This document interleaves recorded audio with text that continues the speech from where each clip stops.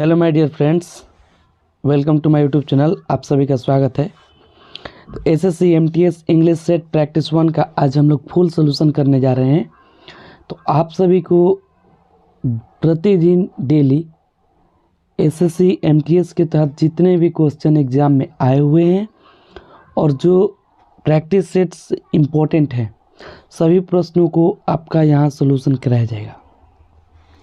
जैसा कि my dear student, आप सभी जानते हैं कि इस बार एग्ज़ाम में 25 क्वेश्चन पूछे जाएंगे और 25 क्वेश्चन आपके जीके के पूछे जाएंगे और इन्हीं दोनों सेट यानी सब्जेक्ट के आधार पर आपको जॉब मिलने वाली है। मेरिट इसी के आधार पर बनेगी। बाकी के आपके जीके के क्वेश्चन मैथ के क्वेश्चन, रीजनिंग के क्वेश्चन जो है क्वालिफाई नेचर के हैं, इसी पर आपको जॉब मिलने वाली है। और सेकंड पेपर डिस्क्रिप्टिव पेपर भी इस बार नहीं है, सिर्फ और सिर्फ यही है। यानी मेरिट भी थोड़ी हाई जा सकती है क्योंकि नेक्स्ट पेपर नहीं है, तो इसी पर मेरिट बनेगी और डायरेक्टली आपको इसी पर आपको जॉब भी मिलेगा। तो हम लोग डेली सेट 1 प्रैक्टिस करेंगे। तो आप सभी शुरू से लेकर एंडिंग तक साथ दीजिए और फुल सोल्यूशन आपको सभी क्वेश्चन का हम लोग करवाएंगे। तो जैसा कि पहला क्वेश्चन और सेकंड क्वेश्चन, दो क्वेश्चन जो होते हैं आपके कॉमन एरर से आते हैं। तो पहला क्वेश्चन देखिए आप लोग के सामने दिख रहा होगा और जो भी आप लोग को सजेशन देना होगा कमेंट बॉक्स में ज़रूर कीजिएगा और अपने सभी मित्रों के पास, दोस्त के पास, जो भी आपके फ्रेंड्स ग्रुप हैं सभी में शेयर भी कर दीजिएगा। देखिए पहला जो है बोला जा रहा, saying this she storm out of the room leaving her boss behind, no error. यानी इसमें से कौन सा ऑप्शन आपको होगा? जहाँ पे भी आपको एरर है वहाँ पे आप एरर बताएंगे। तो माय डियर फ्रेंड्स, आप सभी देख रहे हैं सेइंग दिस, यहाँ हम एक एक ग्रामेटिकली पोर्शन से देखते हैं और समझते हैं कि कहाँ पर गलती होता है। तो सबसे पहले वर्ब पे ध्यान देना चाहिए। तो जैसे कि हम देख रहे हैं कि saying this she storm out of the room, storm जो है वो क्या होता है कि आपका स्टॉर्म यानी बाहर कोई मतलब क्या कर रहा है, लिविंग हर बॉस बिहाइंड। यानी स्टॉर्म एक तूफान भी होता है, लेकिन यहाँ जो है एक गुस्से के तौर पर इसका प्रयोग किया गया है। तो यहाँ पर हमारा सी है, तो यहाँ पर हमारा V2 देखा जा सकता है। तो जो कि स्टॉर्म यहाँ पर गलती है, इसीलिए इसका जो होगा स्टॉर्म्ड होगा, इसका स्टॉर्म्ड होगा। यानी स्टॉर्म मतलब होता है गुस्से में कहीं जाना, ठीक है, जो कि यह होगा। और स्टॉर्म मतलब जो होता है ये फर्स्ट फॉर्म दिया गया है, जो कि फर्स्ट फॉर्म नहीं होगा, इसका सेकेंड फॉर्म होगा। तो इसलिए इसका राइट आंसर जो क्या हो जाएगा वो बी होगा। यानी फर्स्ट का बी इसका राइट आंसर हो जाएगा। चलिए सेकेंड फॉर्म हम लोग देखते हैं कि सेकेंड क्वेश्चन में इसका कहाँ आपको एरर है। तो ये क्वेश्चन कहता है we recommend that you keep your advice to yourself, ठीक ना। We recommend that you keep your advice to yourself. देखिए यहाँ पर जो भी इसके साथ भी प्रयोग किया गया है, तो जो प्रयोग किया गया है बाकी सारे के सारे इसमें से सभी एप्रोप्रिएट अच्छे से प्रयोग किए गए हैं, जो कि इसमें कहीं भी ग्रामेटिकल पोर्शन आपको गलत नहीं दिख रहा है। तो इसीलिए इसका राइट आंसर हो जाएगा डी, जो कि नो एरर इसका होगा, ठीक है। तो इसका जो है नो एरर होगा। अब देखिए डायरेक्शन में दिया गया है, ऐसे ही आपको एग्जैक्टली क्वेश्चन आते हैं एग्जाम में, जैसे मैंने प्रैक्टिस सेट को बनाया है। तो डायरेक्शन में 3 से 4 यानी 3 से 4 क्वेश्चन क्या करना है, इन द फ्लोइंग क्वेश्चंस, जो भी क्वेश्चन दिए गए हैं, the sentence given with blank, जो भी वाक्य दिया गया है खाली दिया गया है, to be filled with an appropriate word. तो आपको एक बहुत ही अच्छा जो भी एप्रोप्रिएट शब्द है उसको चुनना है। सिलेक्ट द करेक्ट अल्टरनेटिव, यानी 4 इंडिकेट भी दिए गए हैं और एक आपको चुनना है। तो देखिए सबसे पहले आपका ये थर्ड सवाल में क्या चुनना है, बोला जा रहा द CM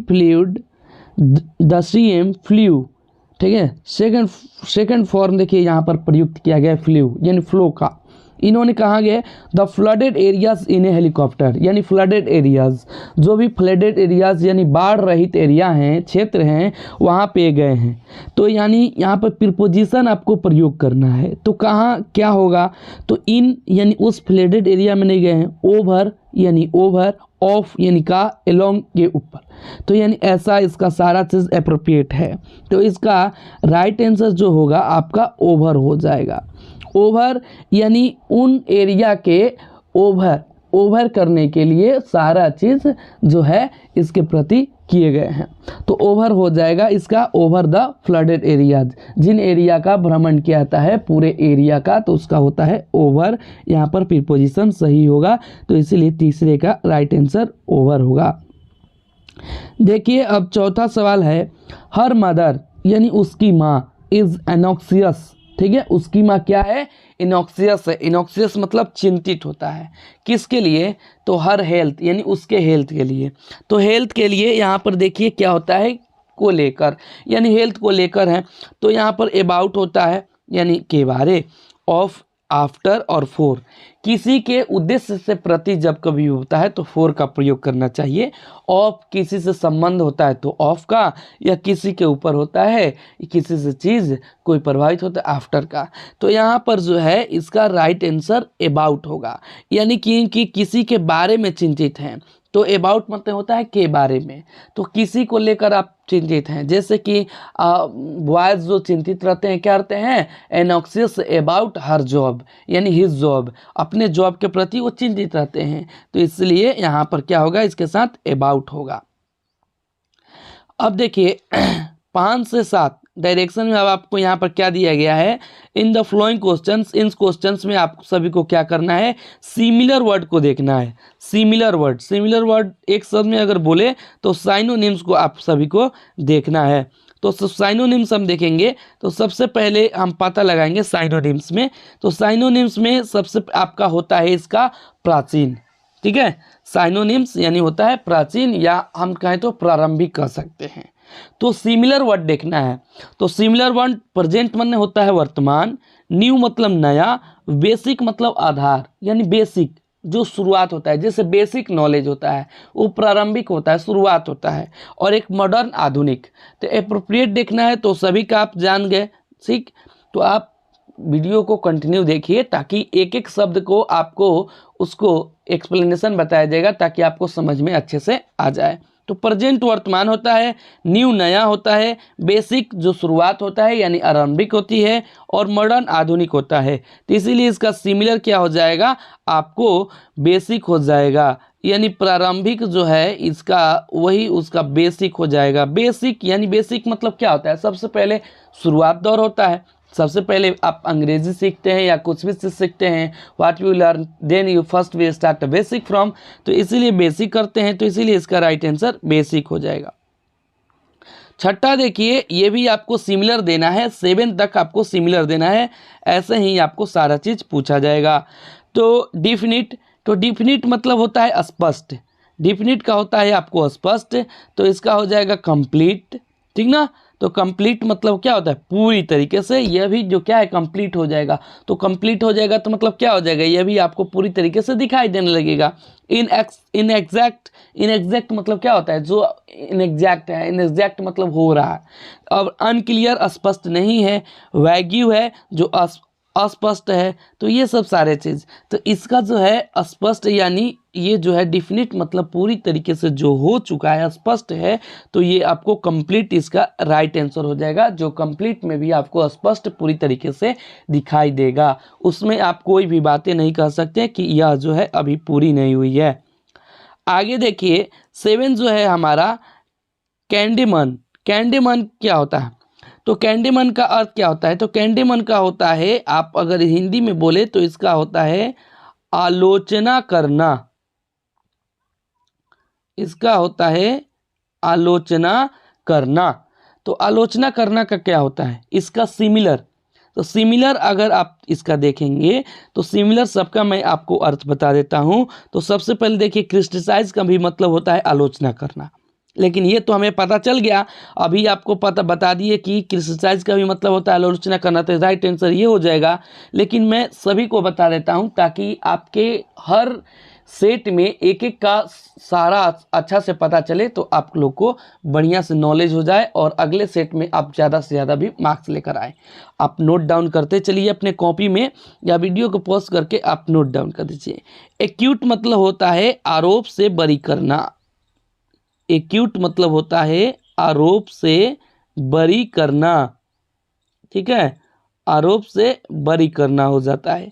क्लियर मतलब स्पष्ट होता है, और पार्डन मतलब होता है दोबारा, कभी भी पार्डन करते क्षमा या दोबारा, इन सब का पार्डन प्लीज ऐसे बोला जाता है। तो इसलिए इसका राइट आंसर क्या हो जाएगा, क्रिटिसाइज हो जाएगा। अब आइए 8 से 10 तक हम देखते हैं, और 8 से 10 तक में आप सभी को अपोजिट वर्ड देखना है। अपोजिट वर्ड यानी उल्टे शब्द हम सभी को देखना है। तो अपोजिट वर्ड देखना है, तो अपोजिट वर्ड में देखते हैं कि सबसे पहले हमारा शब्द है वर्चुअल। वर्चुअल मतलब होता है वास्तविक नहीं। वर्चुअल यानी वर्चुअल मतलब होता है वास्तविक नहीं। वास्तविक, वर्चुअल मतलब होता है वास्तविक नहीं। तो इसका मतलब इसका राइट आंसर उल्टा क्या होगा, तो वास्तविक नहीं है तो क्या होता है, तो इसका आपका अपोजिट वर्ड देना है। अपोजिट वर्ड इसका ध्यान से आप सभी को देखना है। तो अपोजिट वर्ड में देखिए फंडामेंटल। फंडामेंटल क्या होता है, अपना एक अधिकार, मौलिक अधिकार, यानी फंडामेंटल राइट्स है आपको कुछ।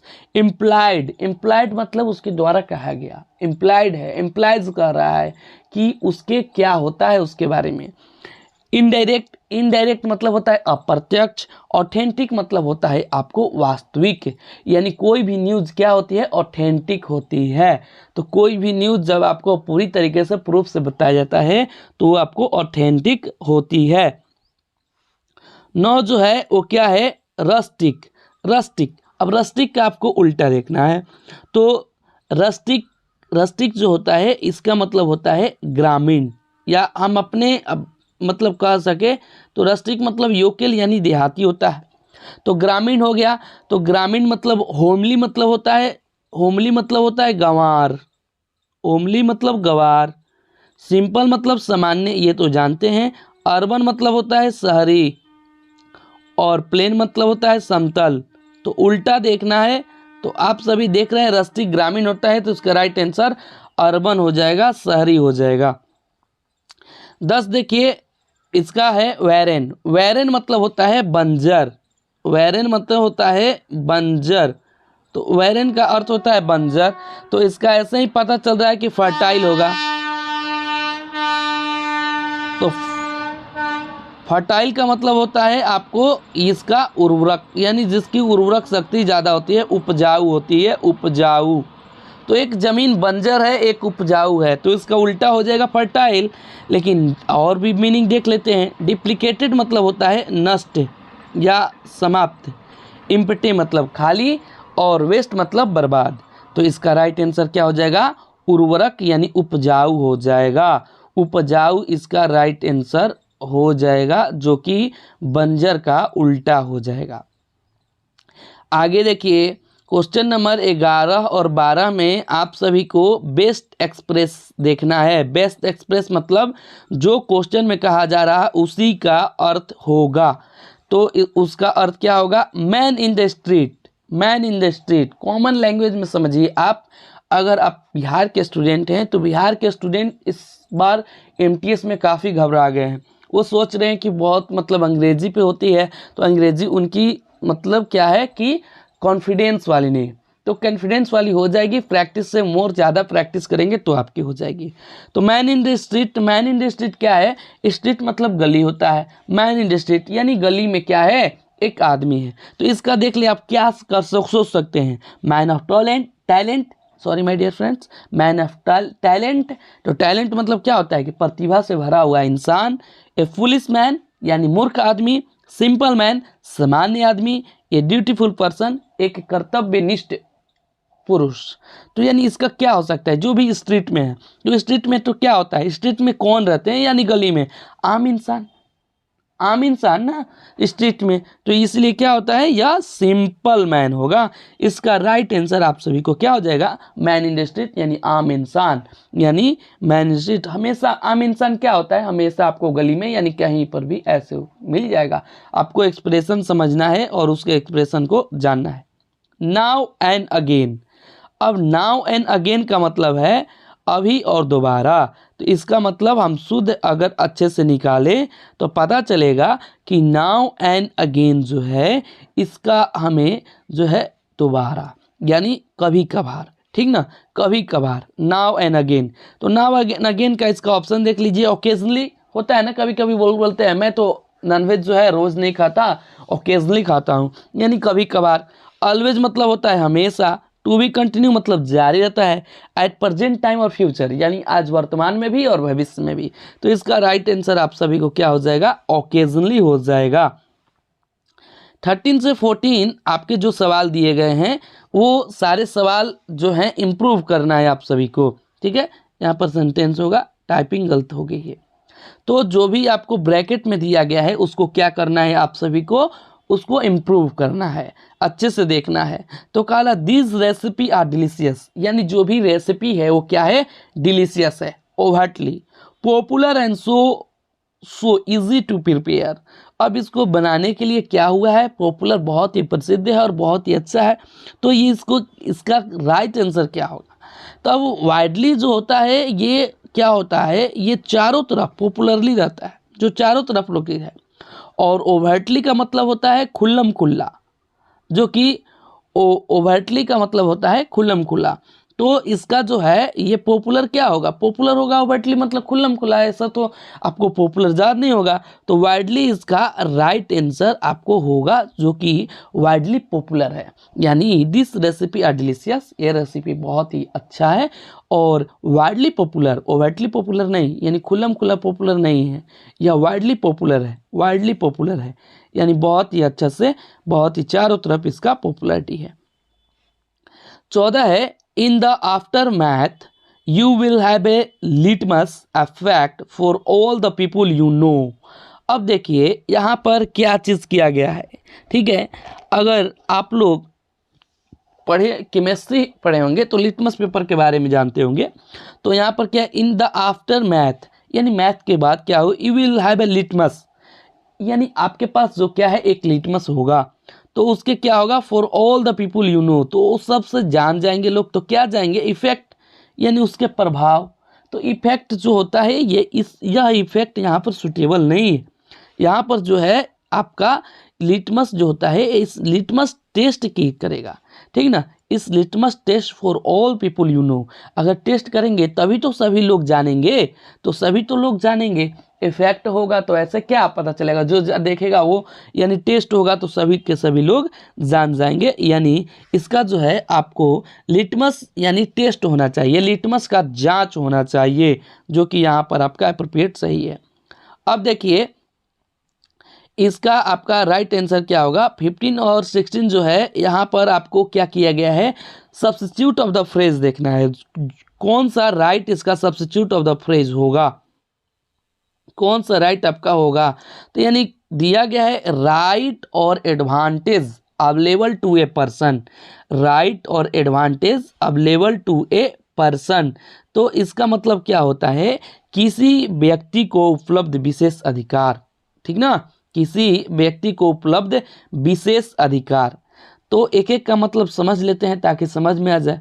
अकाउंटेबिलिटी मतलब होता है कि जवाबदेही, अकाउंटेबिलिटी का मतलब होता है जवाबदेही, अकाउंटेबिलिटी उनकी होगी। एन्युटी का मतलब होता है वार्षिक आय से जो किसी जो है निवेश, वार्षिक आय से जो किसी निवेश, निवेश समझिए। और पावर का होता है शक्ति, शक्ति है, ऊर्जा है। लेकिन प्रिविलेंस जिसके पास रहता है उसी के पास क्या रहता है कि उसके पास अधिकार है, सारा प्रिविलेंस है, सबके सारा का सारा किसी व्यक्ति को उपलब्ध विशेष अधिकार जो दिया गया है वो उसका क्या है, उसको प्रिविलेंस इसका राइट आंसर होगा। उसी के सारा पास प्रिविलेंस है जो कि वो राइट और advantage available to a person का सारा जो भी चीज़ है जवाबदेही यानी उपलब्ध विशेष अधिकार उसके पास है। 16 देखिए, return the same sort of attack. Return the same sort of attack मतलब किसी भी आक्रमण का प्रतिरोध करना है। तो प्रतिरोध करना है तो इसका जो है राइट आंसर क्या होगा? तो इसका मतलब होता है रिटेलिएट का भी मतलब सेम ही होता है। अब एक एक का मतलब जान जाते हैं कि इसका भी मतलब होता है कि किसी भी आक्रमण का प्रतिरोध मतलब रिटेलिएट किया जा रहा है। अब कॉन्फिस्केट मतलब होता है जब्त कर लेना और सब्स्टिट्यूट मतलब अपने अधीन कर लेना और एलेटिवेट मतलब होता है दुख और पीड़ा। तो सभी कहें आपने जान गए समझ गए। तो एलिवेट मतलब होता है दुख या पीड़ा और सब्जुएट मतलब होता है अपने अधीन कर लेना, कॉन्सिएट मतलब होता है जब्त कर लेना। जो कि सेम सॉर्ट ऑफ अटैक जो है इन तीनों में से अगर आप सभी को छांटते हैं तो इसका राइट आंसर क्या हो जाएगा? आपका सी हो जाएगा यानी रिटेलिएट हो जाएगा। 17 से 18 देखिए बहुत ही ईजी है और इन सभी को क्या करना है आपको करेक्टली स्पेल्ड वर्ड देखना है। तो करेक्टली देखना है, ये सभी पहले ध्यान से देख लीजिएगा क्योंकि कभी कभी आपको इनकरेक्टली भी स्पेल्ड देखना पड़ता है।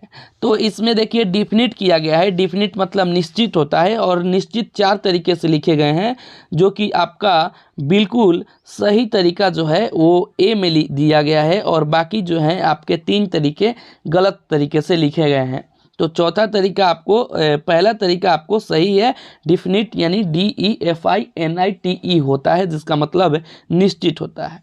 18 देखिए, 18 मतलब होता है इसका ये लिखने के लिए चाह रहा है गैजेट यानी गजट यानी मतलब सरकारी गजट होता है। जो भी जॉब और जो भी सारी बजट ये सब निकलती हैं तो एक सरकारी एजेंडा के तहत गजट के द्वारा आती हैं। तो इसमें से अप्रोप्रिएट जो है आपका सही जो है वो गैजेट जो है यह बी लिखा गया है। बी में जो गैजेट है ये आपका सही है और आपके हर एग्जाम में जो है करेक्टली और इनकरेक्टली जो है 2 या 3 आपके आएंगे ही आएंगे। ठीक है, 19 से 20 क्वेश्चन जो है ये आपको थोड़े इधर उधर दिए गए हैं। एक आपको जो शुरू में लिखा गया है हैवी मेटल्स वो सही लिखा गया है और बाकी PQR आपको इधर उधर करके सजाना है कि हेवी मेटल्स के पास उसके बाद आपको क्या होगा। तो सबसे पहले देखिए हम लोग थोड़ा सजाते हैं। हेवी मेटल्स के बाद आपको इन हो सकता है क्या? हेवी मेटल्स के बाद आपको इन होगा? नहीं होगा। तो क्योंकि हेवी मेटल्स यहाँ पर लिखा गया तो मेटल्स देखिए है एस है तो यानी ज़्यादा है मेटल्स है तो यहाँ पर देख सकते हैं हम आर हो सकता है, हेवी मेटल्स आर तो हमारा क्यू हो जाएगा। तो जब क्यू होगा हम सोचेंगे तो देखेंगे कि हमारा 2 ऑप्शन बचा हुआ है बी और डी हुए। तो क्यू के बाद हम देखेंगे heavy metals are today benign. अब बिग्न के बाद आपको क्या लगता है कि यहाँ पर इन हो जाएगा? नहीं होगा। क्यों? क्योंकि हम यहाँ पर अगर बैठाते हैं तो देखते हैं heavy metals are today replaced by polymers in many applications. तो यहाँ पर एप्रोप्रिएट आपको सही बैठाने वाला लग रहा है क्या कि 19 का बी। पहले हेवी मेटल्स के बाद आर टुडे बिग्न होगा और उसके बाद इन replace by polymers in many applications आपको यहाँ पर राइट आंसर होगा। आगे देखिए आपको इसका 20 का जवाब जो है अब इसका क्या होगा। 1 शुड जो है आपको दिया गया है और 1 शुड के बाद आपको इसका क्या होगा, 1 शुड के बाद क्या होना चाहिए। तो 1 शुड दिया गया है और उसके बाद आपको यहाँ पर ऑप्शन है जो कि ऑप्शन में आपको PQR है, QRP है और QPR है और RQP है। ठीक है, तो यहाँ पर हम देख लेते हैं। यहाँ ऑप्शन पे आपको हम एक बार QPR और RPQ है। तो यहाँ पर क्या होगा, 1 should learn how to think calmly and clearly यानी इसका जो है राइट आंसर आपको होना चाहिए डी। राइट आंसर डी होना चाहिए जो कि आपको RPQ है यानी RPQ है। तो 1 शुड, ठीक है, 1 शुड लर्न हाउ टू के बाद देखिए एंड नहीं लगा सकते, थिंक करेंगे, थिंक कैमली एंड क्लियरली, तो इसका राइट आंसर ये हो जाएगा। अगर टू के बाद भी आप सोचते तो थिंक और एंड में आप उसको छांट सकते हैं, जो कि आपका ये होना चाहिए, ठीक ना। तो अगर आप इसको पहले ले लेते तो ये आपको होता, तो टू के बाद एंड आएगा ही नहीं आएगा, तो जैसे इसका आपका आसानी से आंसर वो हो जाएगा। अब हम लोग 21 से 25 क्वेश्चन देखेंगे। तो 21 से 25 क्वेश्चन जो हैं ये आपको केयरफुली बहुत ही बढ़िया से पढ़ के और इसको करेक्ट ऑप्शन को भरना है। जो भी करेक्ट ऑप्शन इसमें से लगेगा उसमें से आपको भरना है, और ये क्लोज टेस्ट है। तो एक एक चीज़ मैं पढ़ रहा हूँ और उसके बाद एक एक ऑप्शन से आपको सही करना है। तो पूरे पैसेज में आपको 5 ब्लैंक्स दिए जाएंगे और आपको एग्जाम में भी अप्रोप्रिएट ऐसे ही मिलेगा, सेम एज यूजुअल। तो आप पढ़िए और देखिए। देखिए लिखा है माई फादर इज एन, यानी मेरे पिताजी एक, पर्सन ऑफ माई लाइफ, यानी पुरुष है मेरे जीवन का। तो कैसे पुरुष हैं?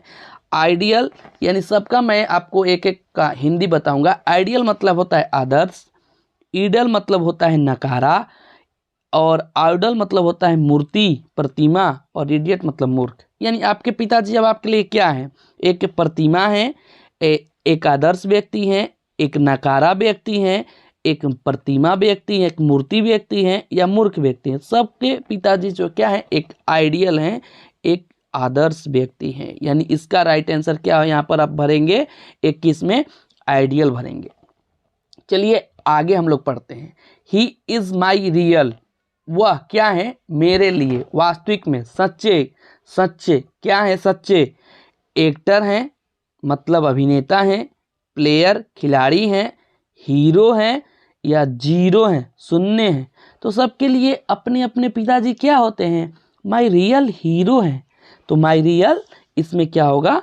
आपका 22 में यहाँ पर आप हीरो भरेंगे, तो यहाँ पर हीरो होगा। एंड माई बेस्ट फ्रेंड ईवर, और मेरे क्या है? बेस्ट फ्रेंड भी है, एक सच्चे मित्र हैं हमेशा के लिए, ईवर हमेशा। ही ऑलवेज हेल्प मी, वे हमेशा क्या करते हैं? मदद करते हैं। किसकी? मेरी। A lot in my any difficulty, बहुत सारी मदद करते हैं किसी भी, इन माई एनी डिफ़िकल्टी, कोई भी समस्या में हमेशा मेरी मदद करते हैं। ही इज़ वेरी इंटेलिजेंट, वह क्या है? बहुत ही बुद्धिमान आदमी हैं, पुरुष हैं। एंड ऑलवेज, और हमेशा, help other in their problem, और दूसरों को भी मदद करते हैं उनकी अगर समस्या हो तो। ही इज़ द खाली स्थान ऑफ माई फैमिली, वह हैं मेरे फैमिली के क्या हैं? बॉस हैं, लीडर नेता हैं, केनाइट या फाइटर। केनाइट मतलब होता है योद्धा, और फाइटर मतलब भी होता है योद्धा, लड़ने वाला। तो क्या है? वो मेरे परिवार के बॉस हैं। बॉस मतलब हेड, यानी मुखिया है, तो बॉस हैं। He is the boss of my family. And gives, और देते हैं। क्या देते हैं? क्या देते हैं मतलब इंस्ट्रक्शन, निर्देश, ठीक है, इसका मतलब निर्देश। एडवाइस, सलाह देते हैं। कमेंट, टिप्पणी करते हैं। जोक्स, मजाक बनाते हैं। और क्या देंगे? तो वो आपको देंगे एडवाइस, सलाह देते हैं। इंस्ट्रक्शन, यहाँ पर देखिए निर्देश देना, निर्देश वही देता है जो किसी एक पोस्ट पे है, निर्देश देगा। लेकिन हम लोग एक परिवार में है, परिवार में कोई निर्देश नहीं देता है, कोई न किसी के प्रति सलाह देता है, इस काम को करो। तो यहाँ पर एडवाइस आपका राइट आंसर होगा।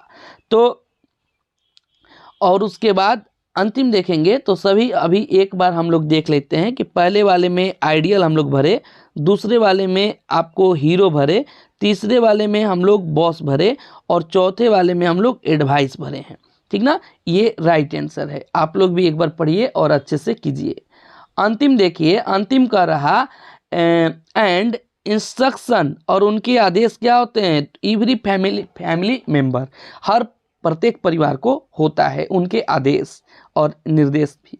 ही टेक्स मी, वे मुझसे लेते हैं क्या? To school on every Paytm, he takes me. और क्या करते हैं कि एवरी पेटीएम, पेटीएम मतलब होता है पेरेंट्स टीचर मीटिंग, यानी माता पिता और शिक्षक का मीटिंग होता है, मीट जब होता है। एंड खाली स्थान, my performance with my teacher, मेरे परफॉर्मेंस, जो भी मेरा परफॉर्मेंस है वो मेरे टीचर के साथ क्या करते हैं? एवलुएट, एवलुएट माने मूल्यांकन करते हैं। कैलकुलेट, गणना करते हैं। कंप्रीहेंड, समझना, या डिस्कस चर्चा करते हैं। तो देखिए इवैल्यूएट तो मैडम ने कर दिया है, यानी जो भी मेरा परफॉर्मेंस है उन्होंने इवैल्यूएट कर दिया है। कैलकुलेट जोड़ भी लिया है, गणना भी कर लिया है। कॉम्प्रिहेंड मेरे पिताजी। तो इसमें राइट आंसर क्या होगा? तो इसका राइट आंसर आपका डिस्कस हो जाएगा। तो राइट आंसर क्या हो जाएगा? डिस्कस।